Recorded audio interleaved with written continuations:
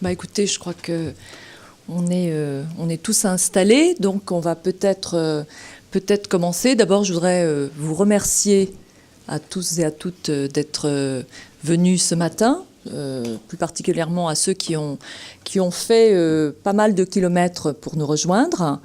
Je voudrais en profiter pour saluer aussi les internautes qui nous suivent, puisque cette matinée est retransmise en direct sur YouTube et que je sais qu'il y a des réunions Maïf qui ont lieu où on suit en groupe ce qui va se dire sur ce sujet du baccalauréat. Je voudrais excuser la directrice du journal, Nathalie Nougueret, qui devait être présente parmi nous ce matin, mais qui malheureusement a été retenue à l'extérieur, ce qui me donne, moi, le plaisir de vous accueillir au nom du Monde et au nom de la Maïf. Alors, le Monde, la Maïf, le bac, un grand journal, un grand assureur et puis un grand sujet de société. Qu'est-ce qu'il y a en commun dans tout ça ? À part la grandeur, écoutez, on s'est rendu compte qu'il y avait vraiment des choses communes qui étaient une valeur et un regard et une volonté de développer l'éducation pour tous. C'est ce qui nous a amenés à travailler ensemble. On est là aujourd'hui en fait à 2 mois du bac parce qu'il y a sorti d'une collection qui s'appelle Réviser le bac avec le monde, sur lequel la Maïf travaille avec nous donc depuis 4 ans.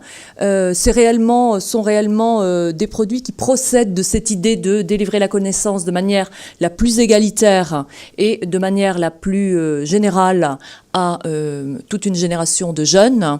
Donc c'est vraiment dans cet esprit qu'on a travaillé et qu'on a travaillé en commun, parce qu'on s'est rendu compte, en travaillant sur ce produit, que le baccalauréat, qu'on croyait connaître sur le bout des doigts, nous journalistes, et puis côté Maïf, côté enseignant, c'était aussi la même chose.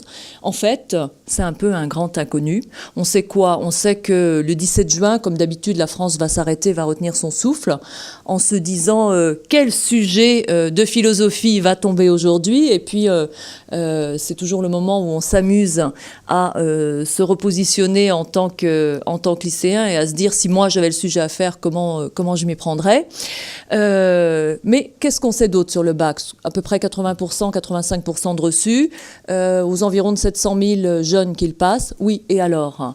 C'est là qu'on en est venu à discuter avec Ipsos de toute cette dimension inconnue du sujet. Et vous allez voir ce matin avec Brice Teinturier qui va nous faire un compte-rendu du sondage qu'il a fait réaliser. Pourquoi réellement c'est un sujet, vraiment une mine d'or qu'on va interroger parce qu'on ne sait rien aujourd'hui, vraiment. On ne savait rien avant ce sondage, de la manière qu'ont les jeunes de réviser et de ce regard tripartite sur le sujet. Les parents, les enseignants, les jeunes. Comment ces 3 publics considèrent ce qui est vraiment un élément important, un élément central de notre système éducatif, et comment les jeunes s'y prennent pour revoir ce que pensent les enseignants, et je sais qu'il y en a dans cette salle, des révisions de ces jeunes. Donc, cette matinée, elle va se dérouler en plusieurs moments.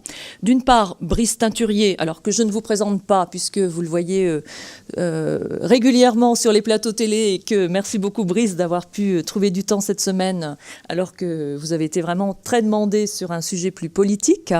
Donc, Brice va nous... oui, je ne vous préciserai pas lequel, mais je crois que ça va, les sourires entendus nous montrent que vous êtes bien au courant. Brice donc va nous faire un compte-rendu en plusieurs parties de cette étude. On interrompra son compte-rendu avec des questions à nos 3 invités. Alors, je vous les présente dans un premier temps. Vous avez Éric Charbonnier de l'OCDE. Éric Charbonnier, les internautes du Monde le connaissent bien, puisque c'est un de nos blogueurs phares. C'est lui qui tient le blog qu'on appelle l'éducation déchiffrée, et qui est énormément lu sur le site. C'est aussi le responsable de Regard sur l'éducation. Et c'est aussi lui qui, tous les 3 ans, compare le niveau, qui malheureusement n'est pas excellent, de nos jeunes Français à 15 ans dans la grande étude que vous connaissez tous et qui s'appelle PISA. Vous nous donnerez un regard international sur le sujet, un peu de comparaison, alors qu'on pense toujours que notre éducation est vraiment quelque chose d'incomparable. Eh ben, on se rendra compte avec Éric Charbonnier qu'au contraire, il y a beaucoup de points de comparaison possibles dans un sens et dans l'autre.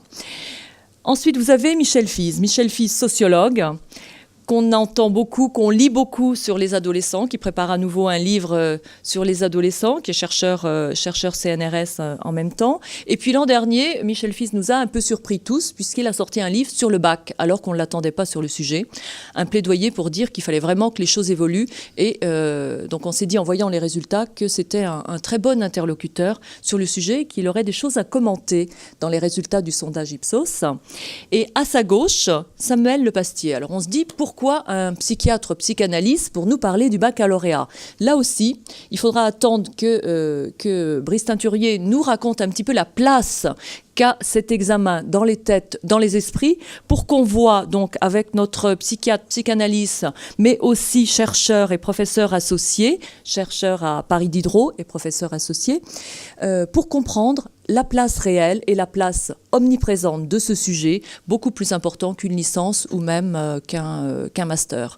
Alors, je laisse tout de suite la parole à Brice Teinturier, qui va nous présenter la première partie donc, de ce travail.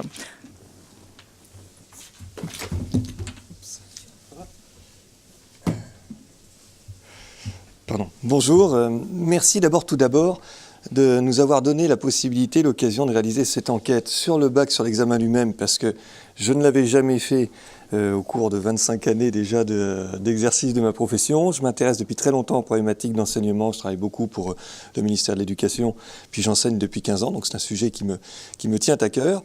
Et merci au Monde et à la Maïf, parce que non seulement on a pu faire cette enquête sur ce sujet, qui me paraît fondamental à bien des égards. Il y a beaucoup de travaux, je pense qu'on y reviendra, qui montrent aussi à quel point la défiance qui caractérise notre société peut s'enraciner dans des éléments qui relèvent du système éducatif ou du bac. Donc c'est un vrai et important sujet.